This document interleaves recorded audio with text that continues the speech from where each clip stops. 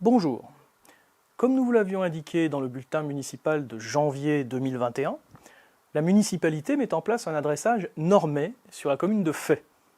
Le but de cette vidéo est de vous expliquer pourquoi et comment cette procédure se met en place. Tout d'abord, qu'appelle-t-on adressage normé? Mettre en place un adressage normé à Fay, c'est faire en sorte que chaque habitation du village se trouve sur une voie dont on connaît précisément le nom, par exemple rue des Roses ou chemin des Rossignols, et possède un numéro dans cette voie. Par exemple 481 rue des Roses ou encore 4 chemin des Rossignols. Vous aurez sans doute remarqué que dans notre village, à l'exception de la rue principale, du lotissement du Vicariat et de celui d'Aigreville, ce n'est pas le cas. Et la majorité des Fayards ne possèdent donc pas une adresse normée. L'usage en vigueur jusqu'à maintenant, si l'on accepte le cas des lotissements, c'était en effet d'affecter un nom de lieu-dit à une nouvelle habitation, puisque les voies sur lesquelles se trouvaient ces nouvelles habitations ne portaient aucun nom. Mais pourquoi mettre en place un adressage normé? Eh bien, tout d'abord, parce que depuis le 21 février 2022, la promulgation de la loi dite 3DS a rendu cette mise en place obligatoire. Mais outre les aspects légaux, il faut aussi considérer les aspects pratiques. En effet, posséder une adresse normée, c'est être précisément localisable par les livreurs, par les secours, mais aussi par les GPS.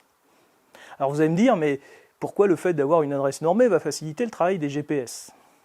Eh bien, tout simplement parce que la mise en place d'un tel adressage entraîne la création d'une base d'adresses locales dans laquelle sont automatiquement précisées les coordonnées GPS des habitations, en fonction des points définis sur la carte satellite du village proposée par l'application gouvernementale qui est utilisée pour créer cette base d'adresses locale. Le caractère unique de votre future adresse lèvera également les ambiguïtés liées au fait qu'actuellement, plusieurs habitations peuvent avoir la même adresse, en général le nom du lieu-dit. Si on prend par exemple la route d'Étival, 7 habitations ont la même adresse, La Fontaine, 72 550 Fay, alors qu'elles sont réparties sur les 2 branches d'une patte d'oie, ce qui rend les livraisons quasiment impossibles. C'est aussi le cas, par exemple, des habitations dont l'adresse est L'Aumônerie, 72 550 Fay. Enfin, notons que tel adressage est indispensable aux opérateurs de télécommunications qui doivent avoir un numéro et un nom de voie pour pouvoir déployer la fibre optique dans une habitation. Si vous avez la fibre et que vous ne possédez pas d'adresse normée, sachez qu'en fait, une telle adresse vous a été attribuée pour que les opérateurs puissent vous installer la fibre. Il s'agit en général du numéro 2, avec comme nom de voie le nom de votre lieu-dit. Cela n'est pas cohérent, puisqu'un lieu-dit n'est pas une voie, et sera donc modifié à l'issue du processus d'adressage. Rassurez-vous, cela n'entraînera aucune coupure de téléphone, de télévision ou encore d'Internet. Avant de détailler la façon dont nous avons procédé pour Fay, sachez que notre démarche a été effectuée avec la préoccupation d'occasionner le moins de gêne possible pour les habitants, de parvenir à un processus d'adressage le plus cohérent possible, même si nous sommes conscients que l'existant fait que tout ne sera pas parfait, et de graver dans le marbre les appellations que nous avons pris l'habitude d'utiliser, comme par exemple route d'Étival, route de Pruyé ou encore route de Chauffour. Le nommage officiel de ces voies ne viendra donc ici que conforter les usages. Comme nous l'avons mentionné avant, nombre d'habitations fayardes possèdent un nom de lieu-dit auquel vous pouvez, nous le savons, être très attaché. Rassurez-vous, votre adresse pourra mentionner le nom de ce lieu-dit.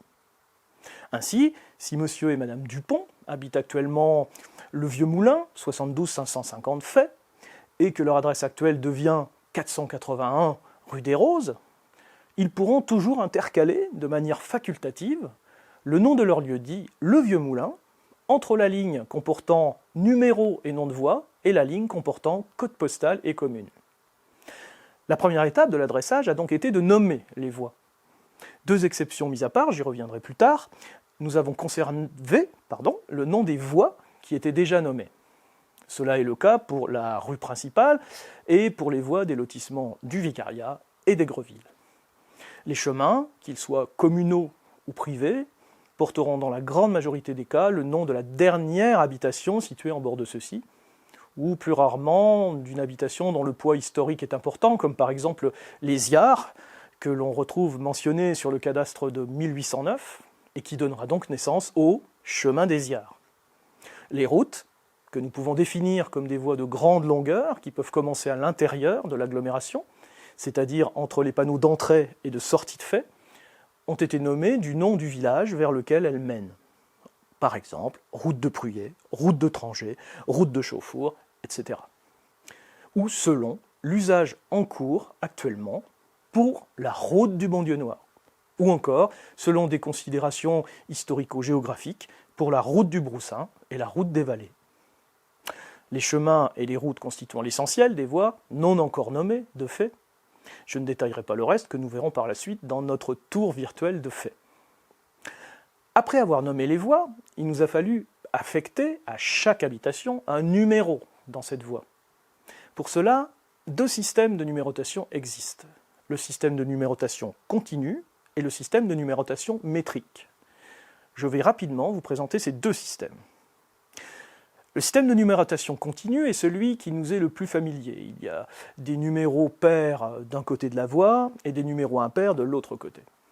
Les numéros progressent de 2 en 2 au fur et à mesure de l'avancée dans la voie. Comme pour le système de numérotation métrique, la progression des numéros se fait dans le sens centre-bourg vers l'extérieur. Les numéros impairs se situant du côté gauche de la voie et les numéros pairs du côté droit. Nous connaissons moins le système de numérotation métrique, mais c'est pourtant celui que préconise l'État pour les zones rurales. Il possède des avantages indéniables, en particulier pour les voies longues susceptibles d'accueillir de nouvelles habitations. En effet, ce système est basé sur la distance en mètres qui sépare l'habitation du début de la voie. Si on compare ces deux systèmes, nous voyons d'emblée un des avantages du système métrique. Si une nouvelle habitation vient s'intercaler entre deux habitations existantes, son numéro sera bien unique, puisque fonction de la distance entre le début de la voie et l'habitation. Alors qu'en numérotation continue, si par exemple on intercale une habitation entre le 1 et le 3, son numéro sera le 1 bis.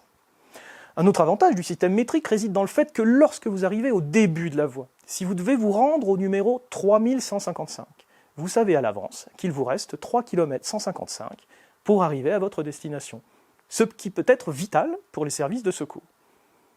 Ce système est bien sûr moins répandu dans les centres-bourgs, où la possibilité qu'une habitation s'intercale entre deux habitations existantes est faible.